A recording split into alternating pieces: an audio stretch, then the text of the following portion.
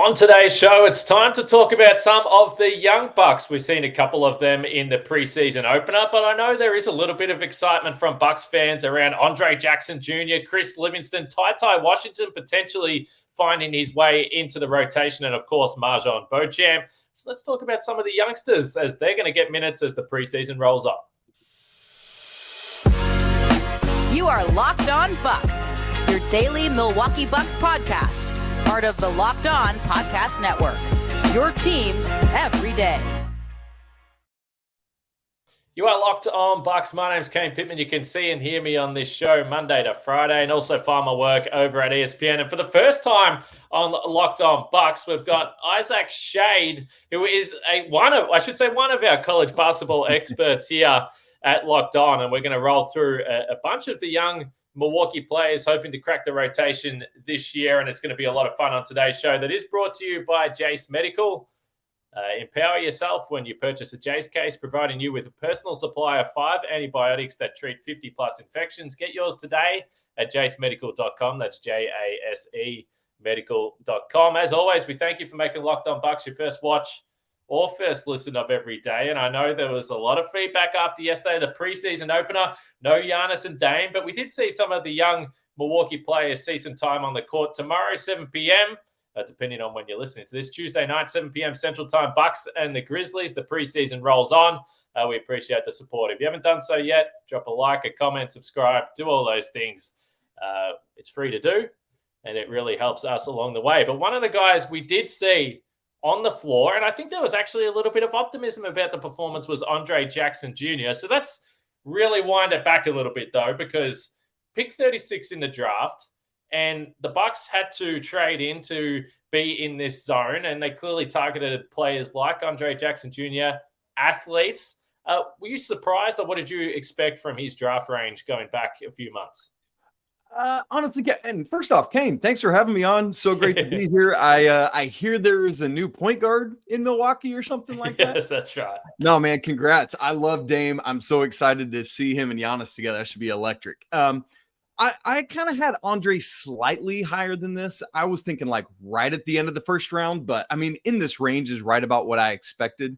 Bucks go get him. Orlando drafts him and they grab him. I think it's a great price at 36. That I think that's going to be good value for the Bucks long term. And so, yeah, he was on kind of the lower end of the range that I expected him to go in. So I think it's interesting with a couple of guys that the Bucks took, and we can get into that as we go. But Andre Jackson Jr., highly impactful player last season on a damn good college team. But a lot of certainly the stats, when you look at it, he's a role player type guy, which I often think if you're taking guys in the second round, sometimes that's the way to go because you have guys that are potentially used to playing in those roles and maybe they can fit in. Did you think Andre Jackson Jr. was a guy that would be better suited to be playing on a team like Milwaukee that expects to win, or developmental minutes elsewhere?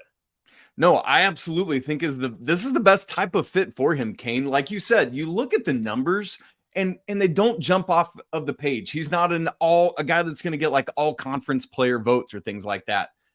All the focus last year was on Adama Sanogo, was on Donovan Clingan, all these, higher level players with better stats.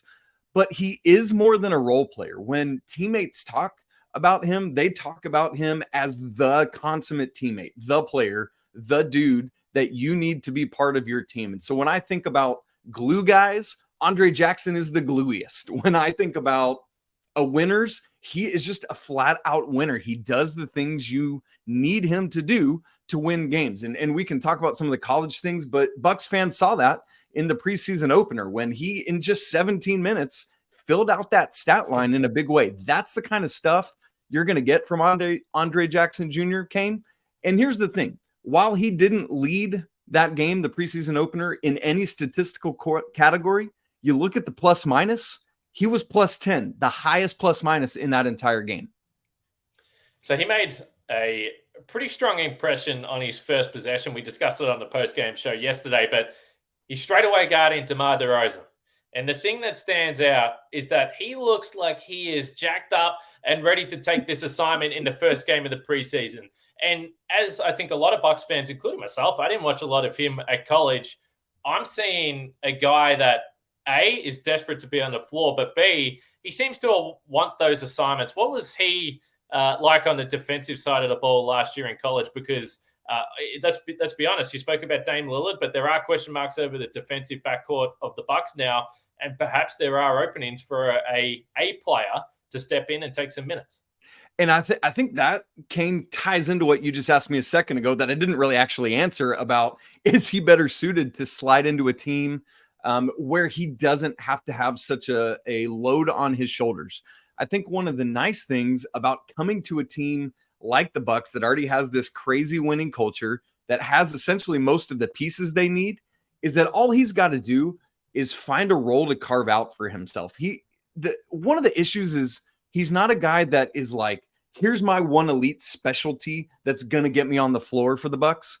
But he's a guy that's so willing to do whatever, like Coach Dan Hurley needed at UConn, that you're going to find him a spot when you need it.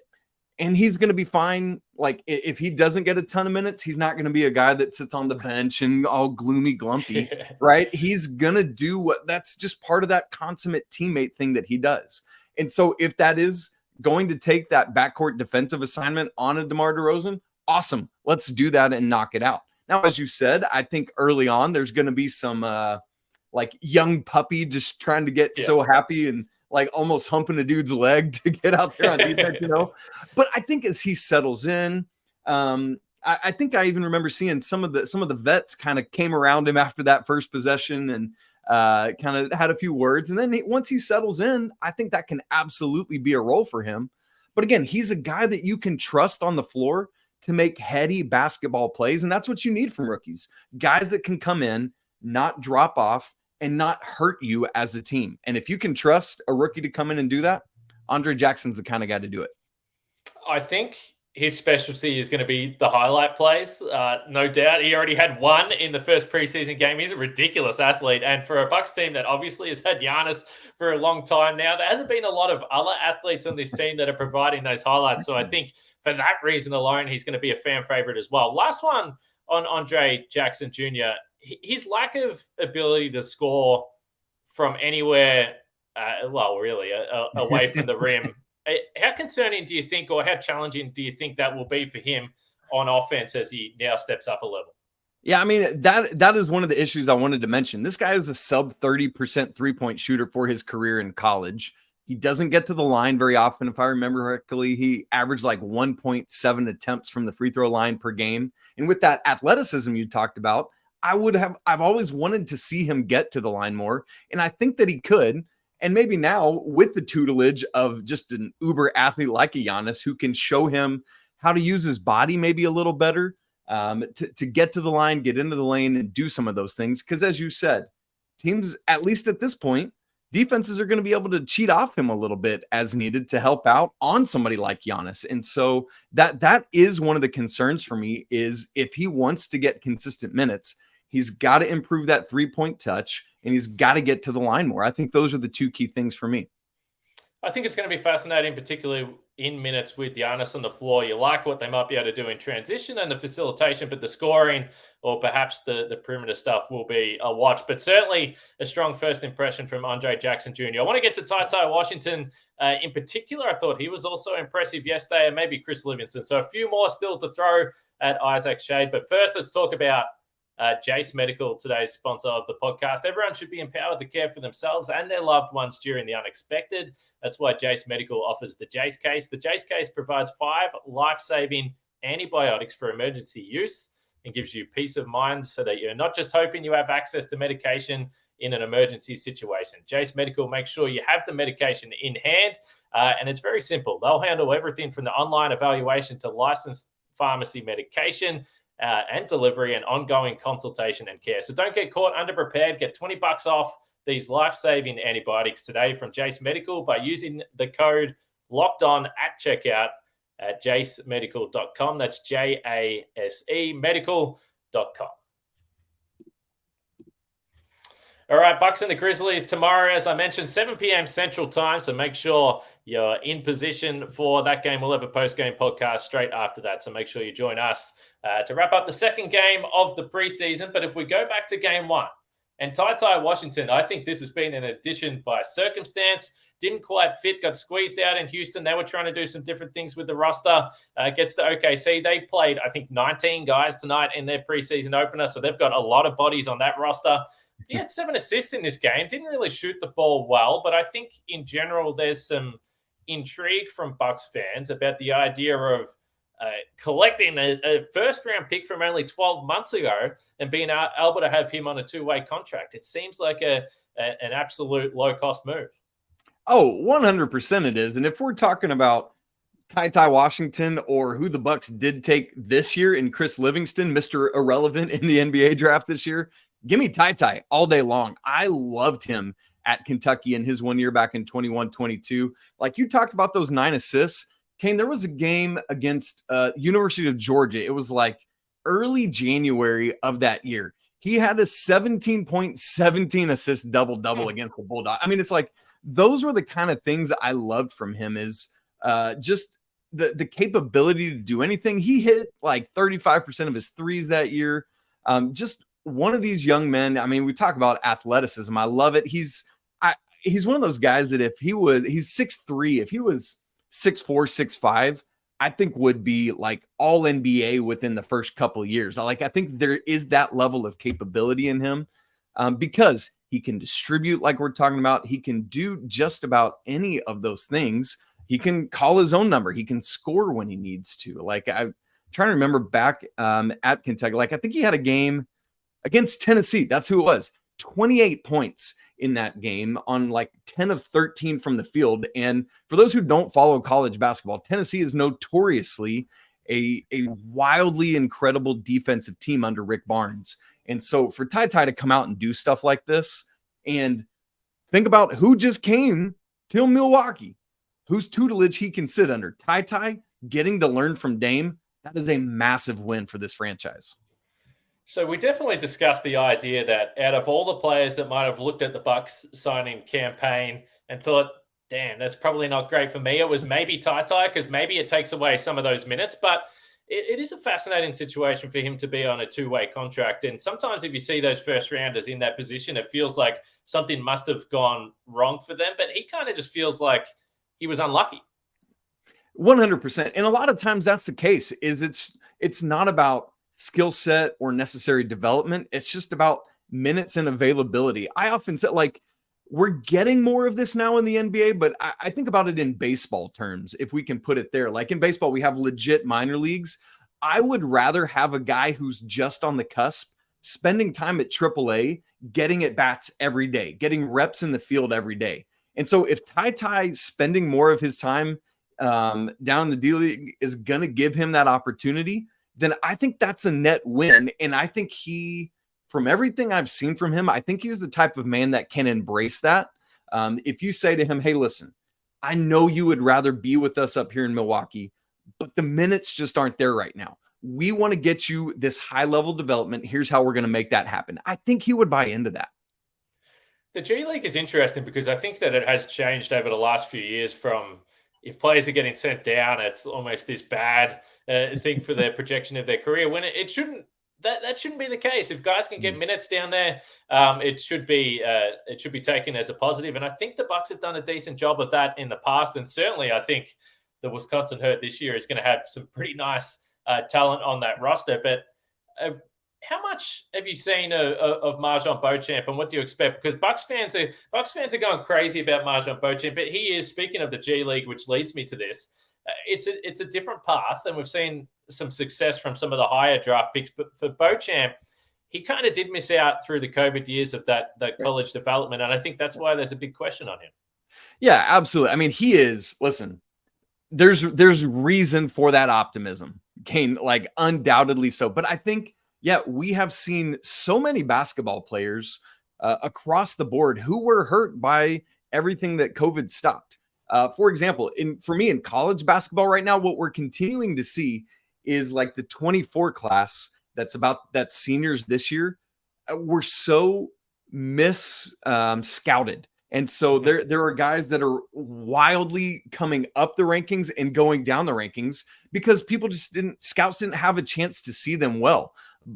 MarJon is one of those guys who I think just didn't have the opportunity to do what he needed to do well. And so I think if he's somebody that can step in to this rotation, be part of it, get some minutes, get that experience. Again, when you've got just elite level guys like a Giannis, like a Dame, who can just say, all right, young buck, here's what you need to be doing, buddy. Let me rub your stomach a little, make you feel better, and we're going to figure this thing out together. I think it's certainly the way we've been looking at it. And it's tough when you're a team contending and you've got all these veterans for the Bucks. If you look at those three guys really between Washington, Andre Jackson Jr. and MarJon Beauchamp, they're just hoping that two in a perfect world of those guys hit and become rotation players on those cheaper contracts. And they're going to be in a decent spot there with the rotation. Before I let you go, Isaac, I will ask about Chris Livingston because you did mention it. Now, look, we spoke about the G League.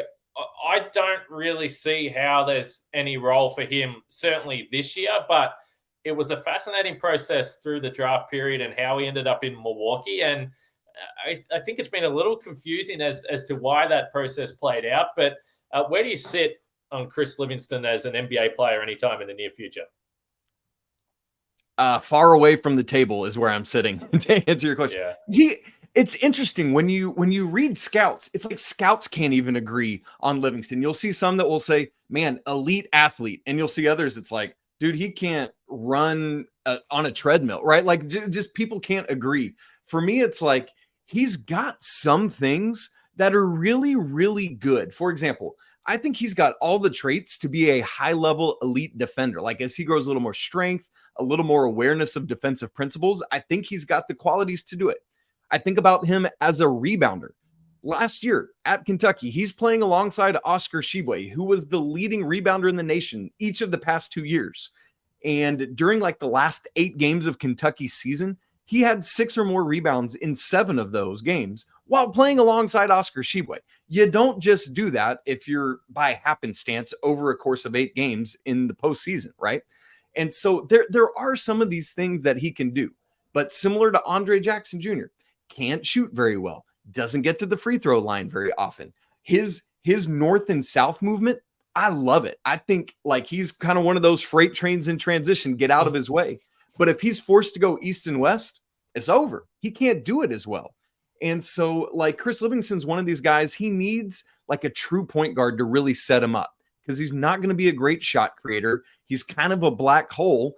And I need somebody on the wing who can rain from 3, you know? But and that's the other problem is that he's kind of a wing, but he kind of played the 4 or some at Kentucky. And I don't even think he knows what position he plays.